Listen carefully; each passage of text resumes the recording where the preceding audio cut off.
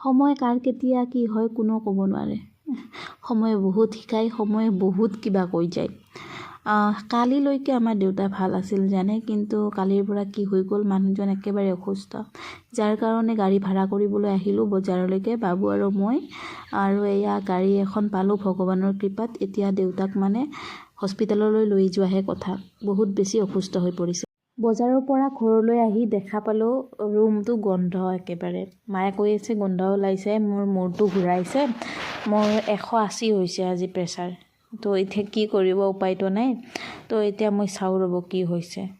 চাই মেলি আপোনাৰ এটা কথাই গম পালোঁ যে দেউতাই পায়খানা কৰিছে। এইবিলাক ব্লেংকেটবিলাক যে দেখিছে, আপোনাৰ তলৰ ব্লেংকেটকেইখন গোটেইতে মানে অলপ অলপ লাগি গৈছে। কি কৰিব, উপায় নাই।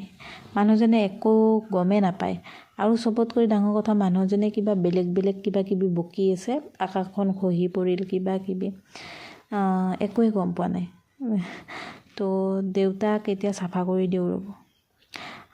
এইখিনি ভিডিঅ' কৰাৰ মেইন উদ্দেশ্য এইটো নহয় দেই যে মই ভিডিঅ' কৰি দেখাব খুজিছোঁ যে মই পূৰা মা দেউতাক সেৱা শুশ্ৰূষা কৰোঁ বা মই ভাল, এনেকুৱা একো নহয়।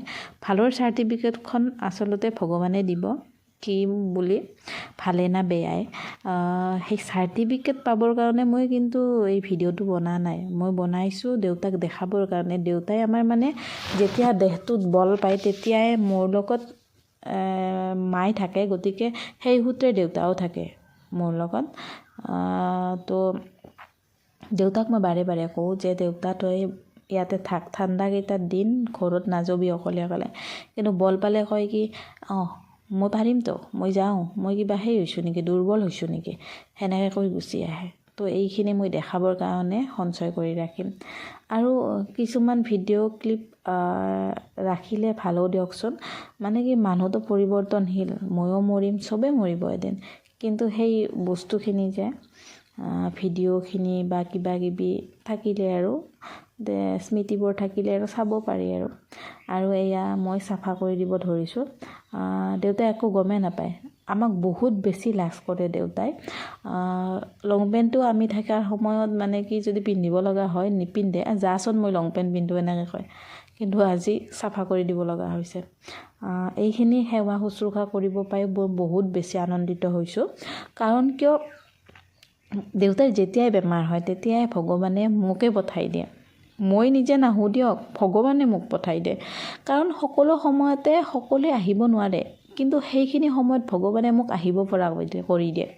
তো আহি কিনে বেমাৰৰ সময়ত মানে কি ময়ে লৈ যাব লগা হয়, লৈ যাওক। সেইখিনি আচলতে মোৰ মানে বোধহয় আগৰ জন্মৰ লগত কিবা কানেকশ্যন আছে। যিসকলে আগৰ জন্ম মানে সেইসকলে গম পাব যে যদি আগৰ জন্মত আপুনি কাৰোবাৰ কিবা এটা কৰি থৈ দিয়ে বা কোনোবাই আপোনাৰ বহুতখিনি কিবা কিবি কৰি থৈ দিয়ে, তেতিয়াহ'লে নেক্সট জন্ম লৈ কিনে আপুনি সেইখিনি ধাৰ সুজাব লাগে। তো মই ভাবোঁ কি ভগৱানে হয়তো ক'ৰবাত নহয় ক'ৰবাত মোক ধাৰ সুজাই আছে। দেউতাই চাগে আগৰ জন্মত বহুত বেছি মোৰ কাৰণে কৰি থৈ দিছিল, যাৰ কাৰণে মানে কি ময়ে পাওঁ আৰু। মোৰ সেইখিনি ভাৱনা দিয়ক, বেলেগৰ কি নাজানো, বেলেগৰ বেলেগ বেলেগ কিবা হ'ব পাৰে, সকলোৰ ভাৱ চিন্তা বেলেগ বেলেগ। সময় বোলা বস্তুটো কেতিয়াবা বৰ নিষ্ঠুৰ হৈ যায় ন। সময়ক বহুতে নিষ্ঠুৰ বুলিও কয়, কিবা বুলিও কয়, নানান ধৰণৰ নাম দিছে সময়ক। কিন্তু মোক সময়ে ধৈৰ্য ধৰিবলৈ শিকালে, সমস্যাৰ লগত সন্মুখীন হ'বলৈ শিকালে, নিজক সন্মান কৰিব শিকালে, লগতে আনৰ ভাৱনাখিনি বুজাত সহায় কৰিলে। আৰু চবতকৈ ডাঙৰ, সময়ে মোক আশা কৰিব শিকালে। মানে আশা কৰিব লাগে, আশাটো এৰি দিব নালাগে, সেইটো শিকালে। তো সময়ক বহুত বহুত ধন্যবাদ ইমানখিনি শিকোৱাৰ কাৰণে। আৰু ফাইনেলি গাইজ, এয়া মোৰ হাগিজ চাগিজ পিন্ধোৱা হ'ব এতিয়া। মানে মই ছাকচেছ আৰু মোক বিশ্বাস কৰক, এডল্টক এনেকৈ মই হাগিজ পিন্ধোৱাই পোৱা নাই। মানে দেউতাই হস্পিটালাইজ হ'লে তাতে নাৰ্ছবিলাকে মানে কি আপোনাৰ পিন্ধাই দিয়ে, কিন্তু আমি পিন্ধাব লগা হোৱা নাই। দেউতাই পূৰা সুস্থ হ'লেহে আমি হস্পিটালৰ পৰা লৈ আহোঁ। তো সেনেকৈ হোৱা নাছিল। কিন্তু এইবাৰ মই ভাবিছিলোঁ যে হাগিছটো পিন্ধাব পাৰিম নে নাই, সেইটো কথাও ভাবিব লগা কথা নাই। সেই আঠা মাৰি দিলে হ'ল সৰু বাচ্ছাৰ নিচিনাকৈ। তো এয়া হাগিছ চাগিছ পিন্ধোৱা হ'ল। এতিয়া লং পেণ্টটো পিন্ধাই দিওঁ ৰ'ব। লং পেণ্টটো পিন্ধাই মেলি কিবাকৈ উঠাই মেলি কিনে মানুহজনক এতিয়া হস্পিটেলক লৈ যাব লাগিব। মই তেতিয়াহে মানে কি মোৰ মনটো ভাল লাগিব যেতিয়া হস্পিটেল পাব আৰু। কাৰণ কিয় ডক্টৰটো জানেই, ডক্টৰ হৈছে ভগৱানৰ আন এটা নাম আৰু। তো তেখেতসকলেহে আমাৰ দেউতাক মানে সেই কৰিব পাৰিব।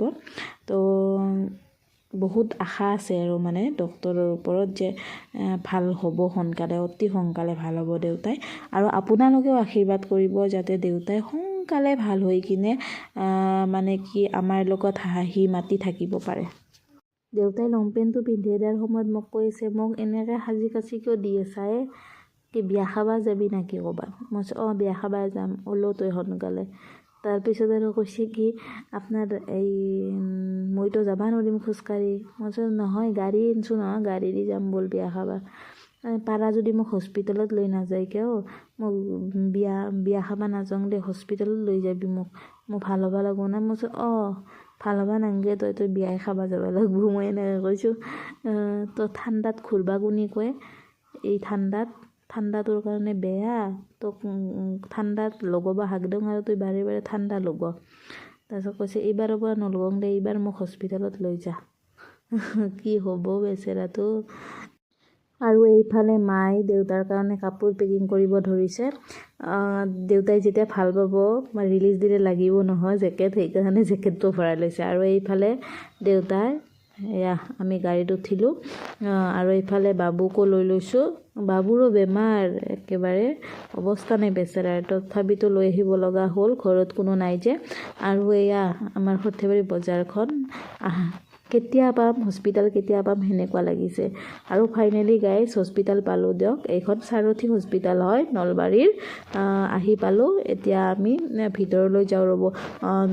ইমাৰ্জেঞ্চিত ভৰাই দিছে। আৰু এয়া অক্সিজেন লেভেল একদম কম হৈ গৈছে। ডক্টৰজনে তাকে কৈছে ইমান কম হৈ আছে, কেতিয়াৰ পৰা কম হৈ আছে?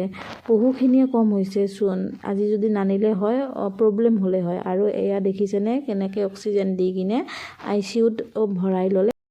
দেউতাক যেতিয়া ICUত লৈ গৈছিল তেতিয়া সঁচাকৈ বহুত বেছি বেয়া লাগিছিল, কিন্তু চিকিৎসা কৰিবৰ কাৰণেতো দিবই লাগিব ন।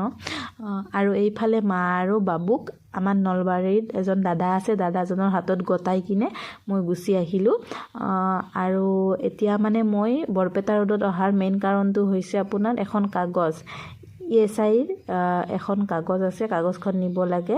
কিন্তু সেইখন মই নিয়া নাছিলোঁ, সেইকাৰণে আৰু আহিব লগা হ'ল বৰপেটা ৰোডত। সেইখন নিদিলে মানে কি যিখিনি মানে আপোনাৰ সুবিধা, সেইখিনি সুবিধা পোৱা নাযায়। যিহেতু মোৰ এটা সুবিধা আছে, গতিকে সেই সুবিধাখিনি দেউতাই পাব লাগে। মই দিয়াৰ কোনো ইয়াতে সেয়ে নহয়, দেউতাৰ সেইখিনি মানে অধিকাৰ আৰু। তো মই সেই অধিকাৰখিনিৰ পৰা দেউতাক বঞ্চিত নকৰাওঁ। তো মোৰ এইখিনি কৰ্তব্য নহয়, দেউতাই পাব লগা বস্তু। তো পাব লগা বস্তুখিনি দিব লাগে। সেইকাৰণে কাগজখন এতিয়া মই লৈ যাম, লৈ যাই কিনে দিম। কষ্ট হৈছে মোৰ, কিন্তু কষ্টখিনি কষ্ট বুলি অনুভৱ কৰা নাই, কিয় জানে? দেউতাৰ প্ৰশ্ন আছে সেইকাৰণে। বাকী মাহঁতক খোৱা লোৱাৰ পৰা বাবুৰো খোৱা লোৱাৰ পৰা আমাৰ নলবাৰীৰ দাদাজনে এই কৰি আছে, আলপৈচান ধৰি আছে। তাৰ কাৰণে বহুত বহুত ধন্যবাদ দাদাক।